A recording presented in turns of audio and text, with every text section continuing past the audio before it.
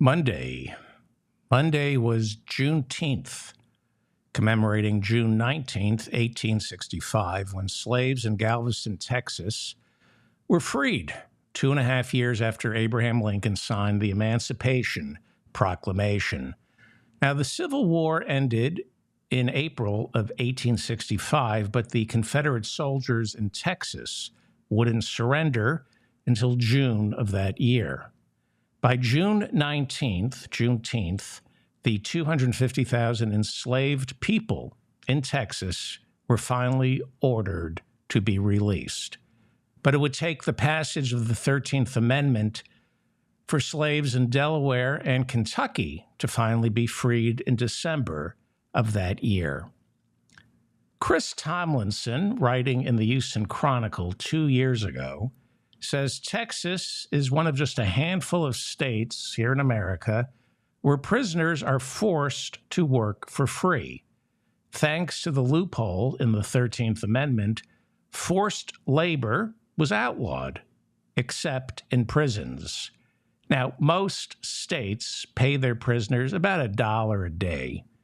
Texas, however, pays their prisoners nothing. They have to work. And if they don't work, then their sentence gets extended or they're put in solitary confinement. Texas has the largest prison population in America, and it's Texas Correctional Industries. It's Texas Correctional Industries was set up in the 1960s. It's a state-run business that brings in close to $100 million a year, manufacturing furniture, repairing cars, and picking cotton for cities and local businesses. On Juneteenth in Texas yesterday, there were black men still picking cotton for free. That's why Ron DeSantis in Florida and Governor Greg Abbott of Texas don't want our children learning critical race theory. In April of 2021, after Officer Derek Chauvin of the Minneapolis Police, after he was convicted in April of 2021, convicted for the murder of George Floyd, the Biden Justice Department opened up an investigation into the Minneapolis Police Department. And on June 16th of this year, last week, the Justice Department issued its scathing report accusing Minneapolis of using excessive and deadly force on blacks and Native Americans living in Minneapolis. This is the Justice Department. The Justice Department accused Minneapolis police of discriminating against people of color, violating the rights of protesters, and using excessive force, as well as violating the civil liberties when dealing with people suffering from behavioral health issues. The report says Minneapolis police used tasers unnecessarily and unsafely. The police, they say, are violent towards compliant suspects, and they fail to render proper medical aid to people in their custody. The Justice Department accused the Minneapolis police of violating the First Amendment rights of protesters and retaliating against journalists who question police tactics. The Justice Department also said the Minneapolis Police Department retaliates against citizens who videotape the activities of police officers. The Justice Department says police misconduct is rarely penalized, and the training of Minneapolis police officers does not ensure the constitutional rights of the people living in Minneapolis. Those are the findings of the United States Justice Department. Or you could have just asked a black person living in Minneapolis. They could have told you all this and saved our Justice Department a couple of $1 million. The Wall Street Journal reports that after the death of convicted child sex trafficker Jeffrey Epstein back in 2019, J.P. Morgan Chase ordered a secret investigation into the banking giant's connections, financial connections with Jeffrey Epstein. The Wall Street Journal has gotten its hands on the internal review, an internal review that says Epstein had close relations with several top JP Morgan Chase executives and steered several clients to JP Morgan Chase. Epstein was especially close to JP Morgan Chase executive Jes Staley, who went on to become head of Barclays Bank. JP Morgan Chase is suing Staley, claiming he misled them and sexually assaulted one of Epstein's victims. The Wall Street Journal reports that 3 years after Epstein served time for soliciting child prostitutes, Staley, then working for JP Morgan Chase, sent Epstein an email that read, quote, "You have paid a price." This is an email to Jeffrey Epstein from Staley over at JP Morgan Chase. Quote, "You have paid a price for what has been accused, but we know what you have done for us, and we count you as one of our deepest friends and most honest of people." That is the head of private banking for JP Morgan Chase, Mr. Staley. Mr. Staley. 350,000 Teamsters driving for UPS voted last week to authorize a strike for as early as August if UPS won't agree to better pay. Here's how CNN reported this story. Just into CNN, members of the Teamsters Union have overwhelmingly voted to approve a massive strike at UPS. Now, if a strike does happen, it would be the largest against a single employer in U.S. history. A prolonged work stoppage could severely damage the economy, as UPS is the nation's biggest delivery service. That's how mainstream media always covers unions and the threat of a strike. It's always about the damage a strike can do to the economy. The mainstream media always turns the Teamsters, the union activists, into the villains. They're the ones shutting down the economy because they want a livable wage and need air conditioning in their cabins, so they stop dying from heat stroke. Something fell behind me. The news media demonizes the unions this way. Oh, the unions are going to shut down the economy. The news media has acclimated us to hurricanes, wildfires, flooding, and tornadoes that kill thousands of Americans each year. We're supposed to get used to that. We've been acclimated to 50,000 dead Americans each year from guns. We are acclimated to war. We're sending bombs now to Ukraine. We're watching dead Russian soldiers. We're prolonging the fighting, and we've been acclimated to all that because when it comes to making sacrifices for the fossil fuel industry, climate change, or the gun makers, we make sacrifices for the gun makers with 50,000 dead Americans each year, or the military-industrial complex constantly going to war. We're told, we're instructed, we're acclimated to suck it all up and die with dignity, because that's the price we all have to pay for freedom. But when workers threaten a strike, when they demand their fair share, suddenly the American people are completely infantilized. We're terrified. We can't handle a strike. The economy will shut down, and it will be horrible. We can handle 50,000 dead Americans each year from guns. We can handle the hundreds of thousands of dead Americans whose lives are ruined from climate change. We can handle a war in Iraq and Afghanistan that goes on for decades. We can handle seeing our bombs being used in Yemen or Ukraine. Then we have to be adults. And this is the price you pay for freedom, sacrifice. But God forbid there be a national strike and they have to cancel Christmas. Thanks to Joe Biden, the railway workers were ordered to go back to work before Christmas in December of last year. They had to accept a contract that deprived them of paid sick leave. President Biden signed into law last year a bill that made it illegal for the 100,000 railway workers to strike. A bill that forced both management and union to accept that deal, which was ironed out by Biden, a deal that more than half the railway workers were against. And it is estimated that a railway strike, had we had one back in December, would have cost our economy $2 billion a day. Seems like the unions had all the cards, but Biden said a strike would spark a recession, and we can't make that sacrifice. Union membership is the lowest it's been in 100 years. You read these reports about all these shops voting to go union. Union membership is at a 100-year low. Unions have never been doing any worse than they're doing right now. Yes, we all hear about Amazon and Starbucks, but guess what?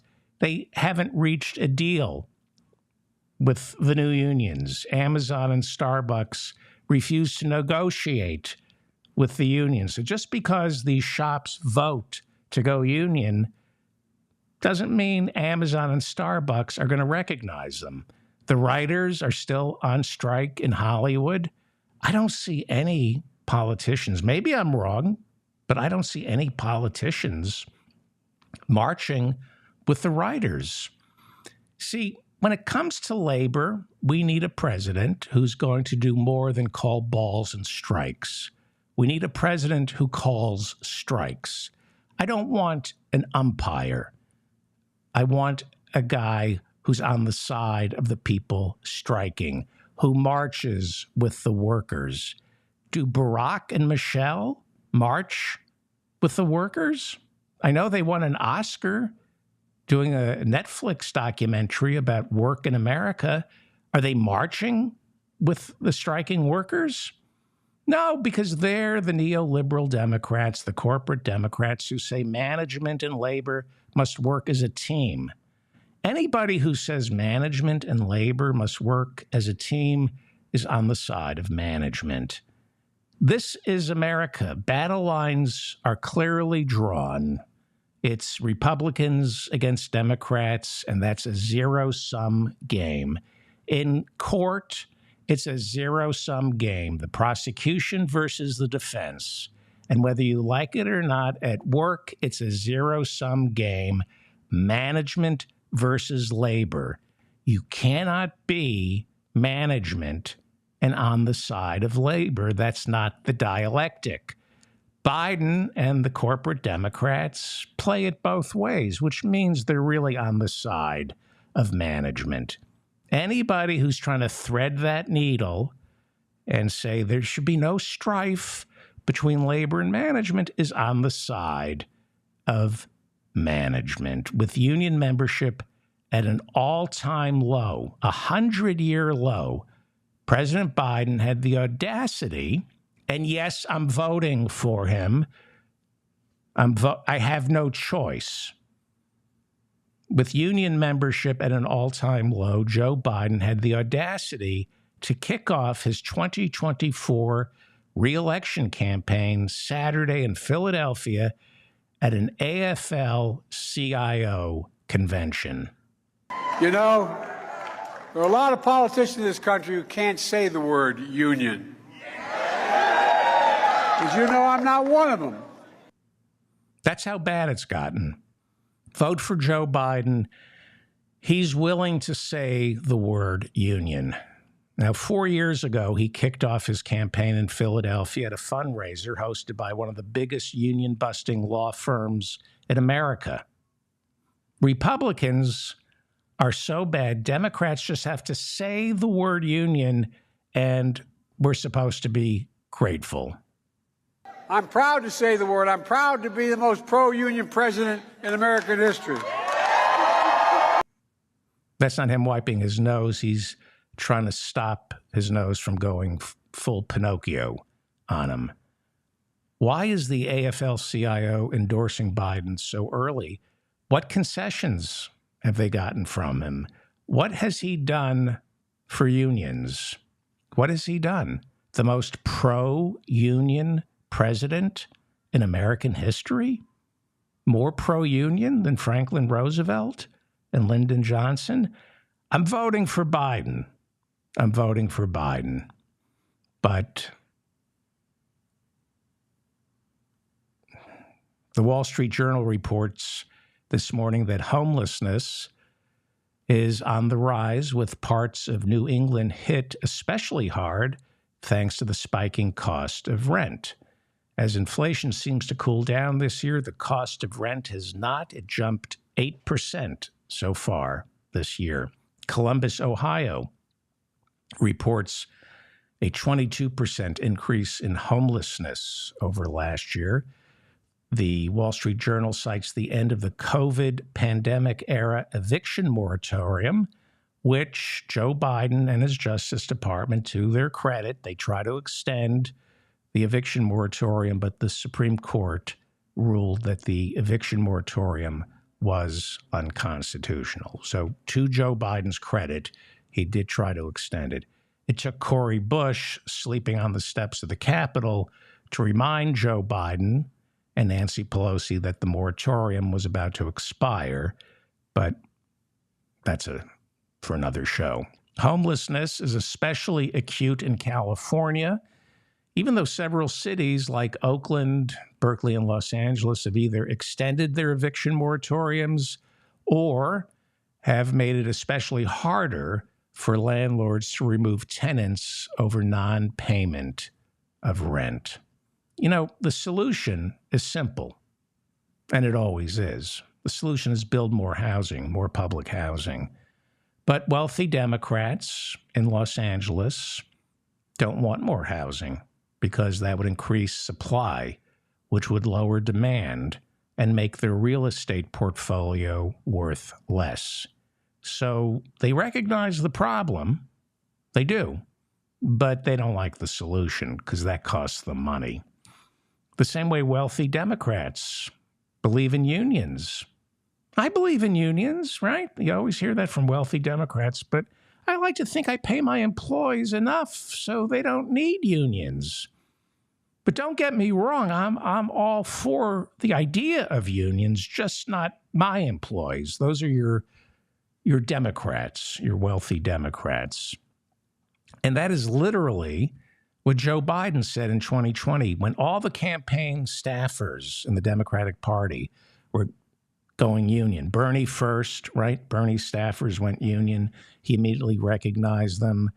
And Elizabeth Warren and, Buttigieg dragged his feet till it was too late. And they asked Joe Biden, do you support your campaign workers going union? And he said, I'm all for unions, but I like to think I treat my campaign staffers so well, they don't need a union.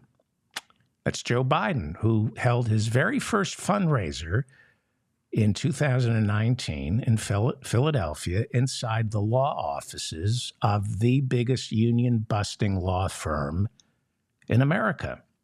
So I'm voting for him because I got a gun against me, against my head. But, you got to march with the workers. You can't be objective if you're the president. You have to be on the side of labor, not management. Pick a team.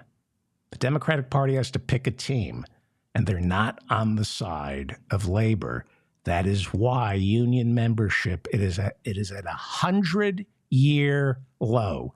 The Republicans are doing their jobs. They're destroying unions. That's their job. The Democrats claim to be pro-union. There are executive orders that Joe Biden could sign right now. He could debar Amazon and Starbucks and any other union-busting company right now. With the stroke of a pen, he could debar these companies from getting federal contracts until they obey the law, until they obey the NLRB and negotiate with these unions. With the stroke of a pen, Joe Biden could do that. The most pro-union president in American history. You know how angry that makes me? And I got to vote for this guy. Maybe not. I live in New York. Maybe I'll vote for Cornel West. People say things. They lie. To sound good. I'm for unions, just not in my company. Homelessness is a problem, but just don't build any low-income housing that jeopardizes my real estate portfolio. We hear it in Israel. I'm all for a two-state solution. But how do we do it? Well, you put an end to the settlements in the West Bank, you a-hole. Yeah, but those settlers, they've been there for a couple of years. But don't get me wrong, I'm for a two-state solution. Just, one of those states has to be a lot smaller than we originally planned. On Sunday, the right-wing, ultra right-wing Israeli government announced it would allow 4,000 new settlements on the West Bank in direct defiance of the UN as well as U.S. policy. The official American policy opposes Israeli expansion in the occupied territories. But I'm for a two-state solution. I just feel bad for those settlers. I don't want to have to uproot them. Then you're not for a two-state solution. Mark Esper, Donald Trump's last Secretary of Defense, said, I don't know if he was the absolute last. I think he was the second to last. Mark Esper, Donald Trump's second to last, maybe last Secretary of Defense, said on Sunday that Donald Trump cannot be trusted to sit in the Oval Office if the allegations regarding the mishandling of classified material outlined in that recent indictment are true. Esper made the comments while talking with CNN's Jake Tapper. Well, Donald Trump appeared on Fox News Monday night. Bret Baier, who looks like somebody pumped Fred Flintstone's head with helium, asked Donald Trump one of the greatest questions ever. 16, you said that. I'm going to surround myself with only the best and most serious people. Well, I did do that, and we had tremendous. Look, we had the best economy we've ever had. The world has ever seen. Your Vice President, Mike Pence, is running against you. Yeah. Your Ambassador to the United Nations, Nikki Haley, she's running against you. Your former Secretary of State, Mike Pompeo, said he's not supporting you. You mentioned National Security Advisor John Bolton.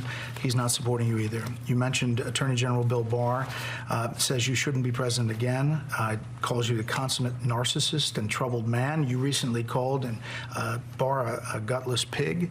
Your second Defense Secretary is not supporting you, called you irresponsible. This week, you and your White House called your White House Chief of Staff, John Kelly, weak and ineffective and born with a very small brain.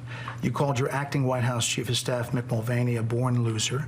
You called your first Secretary of State, Rex Tillerson, dumb as a rock, and your first Defense Secretary, James Mattis, the world's most overrated general. You called your White House Press Secretary, Kayleigh Kennedy, milquetoast, and multiple times you've referred to your Transportation Secretary, Elaine Chao, as Mitch McConnell's China-loving wife. So, why did you hire all of them in the first place? Okay, greatest question I think I've ever heard asked, and it was on Fox News. Bret Baier asked the greatest question. So you would think Trump would say, busted, I fold. As I hired 10 to 1 that were fantastic. We had a great economy. We had phenomenal people in charge of the economy. See, I've been saying this all along. You got to stop watching television. The interviews are a waste of time. Nobody ever admits they're wrong, and they lie. He says, I had the greatest economy more job losses than any president since Herbert Hoover. More job losses than any president since Herbert Hoover. He plunged us into a recession, and he killed 1 million Americans by mishandling COVID. But he keeps repeating the lie. Greatest economy ever. This is why interviewing these people is bad for the country, because you're just platforming their lies. At some point, you just have to stop watching these shows. And at some point, the news media has to stop trying to gain access to congenital liars. I don't care what Trump or Biden has to say. They're liars. Do some journalism, dig up some information. Don't platform these pathological liars, especially with Donald Trump. Why are you interviewing Donald Trump now and asking questions that Jack Smith, the special counsel, will be asking when Trump goes on trial in Miami? Why is he allowed to go on television and contaminate a jury pool? Didn't the judge specifically order him not to discuss the case? Does anybody get that he's not being tried in the court of public opinion where he can lie? He's being tried in a real court where you must do something other than lie. You put your hand on a Bible and you have to tell the truth. Why isn't the judge sanctioning Fox News for interviewing him? We're in the middle of a serious indictment, a trial that involves national security. He's contaminating the jury pool. You're not going to get anything interviewing these guys. They lie. They never say, "You got me." John Eastman clerked with Clarence Thomas. He's a lawyer. He remains best friends with Ginny Thomas, and they were texting back and forth in the lead up to January 6th, trying to overturn the 2020 election. John Eastman is a lawyer. He is the mastermind behind Donald Trump's last-ditch effort to overturn the 2020 presidential election. It was his idea to bring in an alternative set of electors, and it was his memo where he outlined how Mike Pence on January 6 could reject the electors and simply declare Donald Trump the winner. Or in the memo, he said Vice President Pence had the constitutional authority to call a delay of 10 days, giving Trump more time to steal the election. Well, let's interview him too, right? No. California's state bar begins hearings on Tuesday. You can watch them. They're going to live stream his disbarment hearings. There's an effort now to strip him of his law license. I don't need to hear him being interviewed by Bret Baier or on MSNBC spewing more lies. You're not going to catch him. Oh, you got me. You put this guy under oath and you put him on trial and you strip him of his law license. Trump attorney Jenna Ellis admitted in March before the Colorado bar that she had lied about the 2020 election.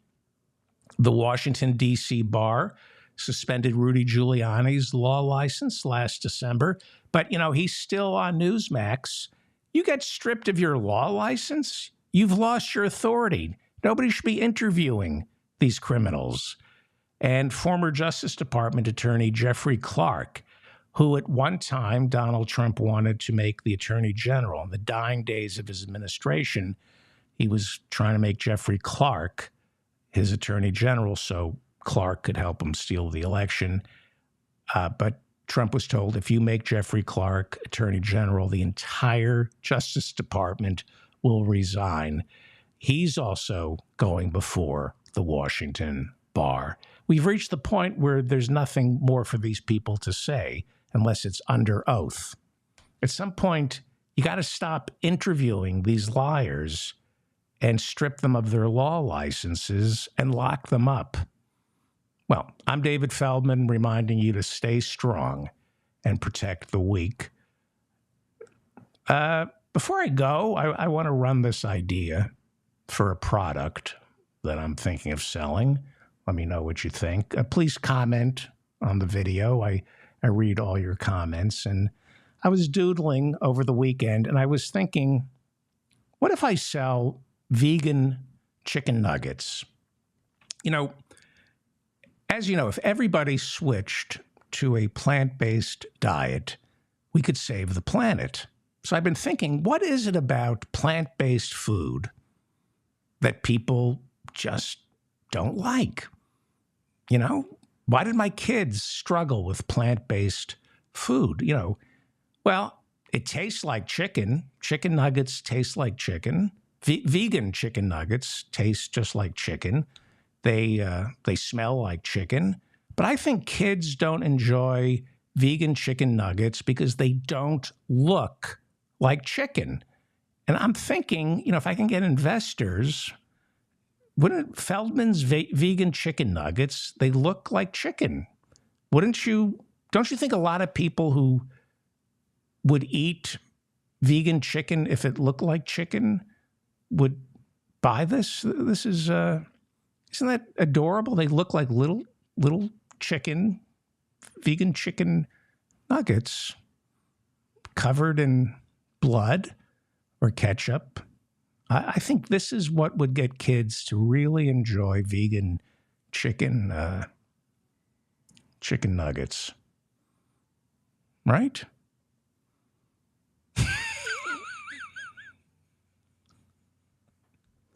I actually was toying with that idea over the weekend. But any investors out there? I think we can make tens of dollars.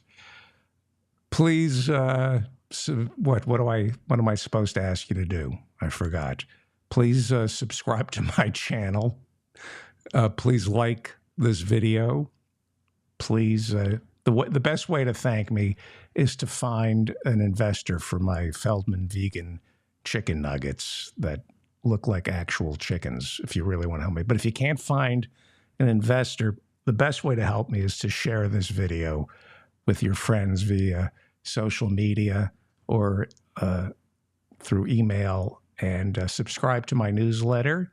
Thank you to, I'm getting hungry. Thank you to the mods in the chat room who keep the conversation civil. And please like this.